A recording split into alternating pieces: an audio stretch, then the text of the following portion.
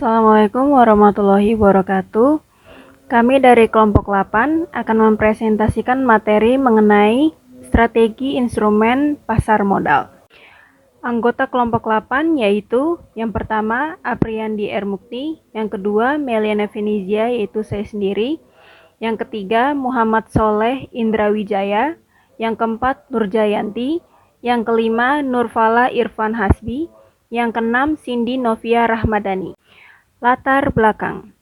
Berbagai macam instrumen investasi yang tersedia saat ini jelas berarti bahwa industri investasi telah berkembang sangat pesat. Setiap bisnis atau perusahaan membutuhkan modal guna membiayai semua kegiatan operasionalnya.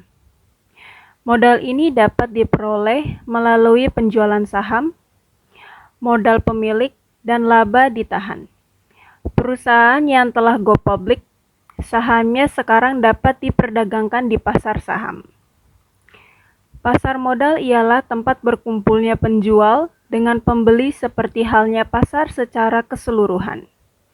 Namun barang yang ditukarkan itulah yang membedakannya. Selain itu, di era globalisasi saat ini, informasi mengenai peristiwa baik ekonomi maupun non-ekonomi akan semakin mudah didapatkan oleh para pelaku pasar modal. Tentu saja dampak lingkungan terhadap pasar modal sebagai instrumen ekonomi, baik yang berasal dari lingkungan di dalam kerangka ekonomi maupun tiga lingkungan di luar konteks ekonomi, tidak dapat dielakkan. Terdapat dua fungsi pasar modal yang penting dalam pertumbuhan ekonomi. Pertama, sebagai sarana pembiayaan bagi pelaku usaha dan sebagai wahana investasi masyarakat. Salah satu sarana untuk mentransfer uang dari pihak yang memiliki lebih banyak kas atau investor. Untuk seseorang atau organisasi yang membutuhkan uang adalah fasilitas yang disediakan oleh pasar modal. Tujuannya adalah 1. Menghimpun dana bagi perusahaan dan pemerintah, memberikan likuiditas kepada pemilik instrumen, mengalokasikan risiko bagi investor. Yang kedua, memberikan keuntungan bagi pemilik instrumen. 3. Mempertemukan pihak yang memiliki kelebihan dana dengan pihak yang memerlukan dana. Dan yang keempat, memberikan kesempatan bagi investor untuk memperoleh imbalan sesuai dengan karakteristik investasi yang dipilih. Rumusan masalah. Berdasarkan urutan latar belakang, maka pembahasan yang perlu diperdalam pada makalah ini adalah 1. Pengertian dari instrumen pasar modal. 2. Apa saja jenis instrumen pasar modal. 3. Apa saja manfaat instrumen pasar modal. 4. Bagaimana instrumen pasar modal berkontribusi terhadap perekonomian. Perkenalkan, nama saya Cindy Novia Rahmadani, NIM 642327. Di sini saya akan menjelaskan tentang pengertian investasi. Pengertian investasi adalah kegiatan menanamkan modal dengan target untuk memperoleh keuntungan di masa depan. Tujuan utamanya adalah untuk menghasilkan keuntungan yang lebih besar dari modal yang telah diinvestasikan di awal. Di zaman sekarang, jika kita ingin berinvestasi, sangatlah mudah, yaitu melalui handphone yang kita punya dengan berbagai macam aplikasi investasi yang sudah ada saat ini. Kita bisa berinvestasi sesuai dengan kebutuhan masing-masing. Apa yang harus kita persiapkan sebelum memulai investasi? Pendapatan harus lebih besar dari pengeluaran pemilik budget.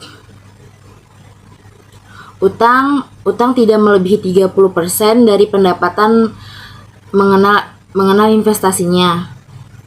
Memiliki mindset investasi yang tepat. Sekian, terima kasih. Baik, selanjutnya saya akan menjelaskan tentang perencanaan investasi.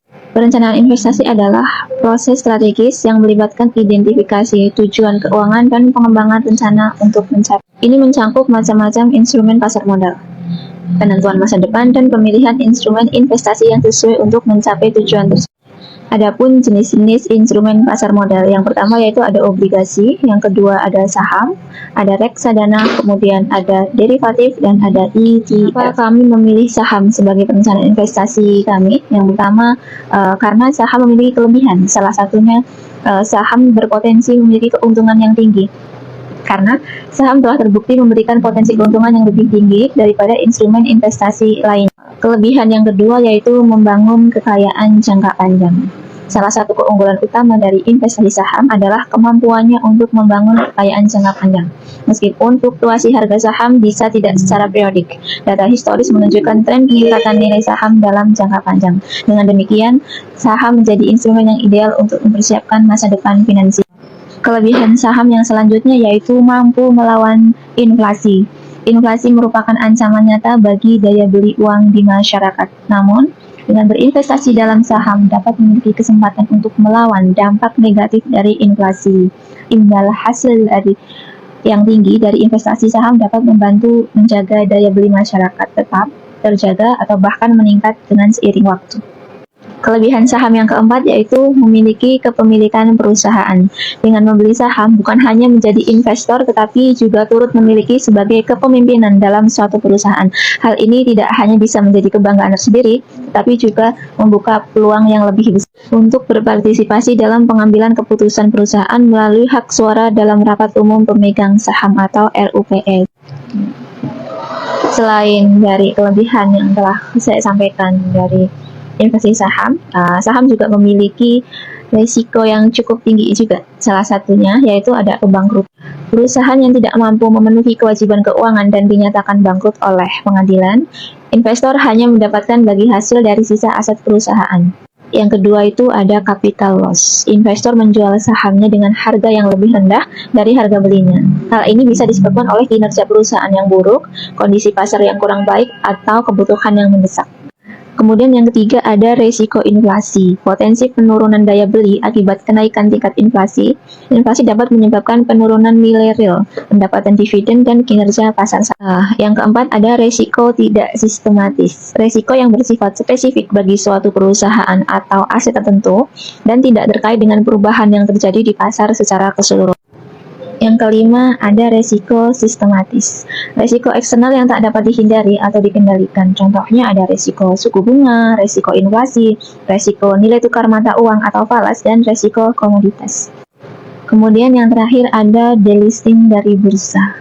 Apa sih yang dimaksud dengan delisting dari bursa? Yaitu penghapusan suatu emiten dari bursa saham secara resmi yang dilakukan oleh Bursa Efek Indonesia.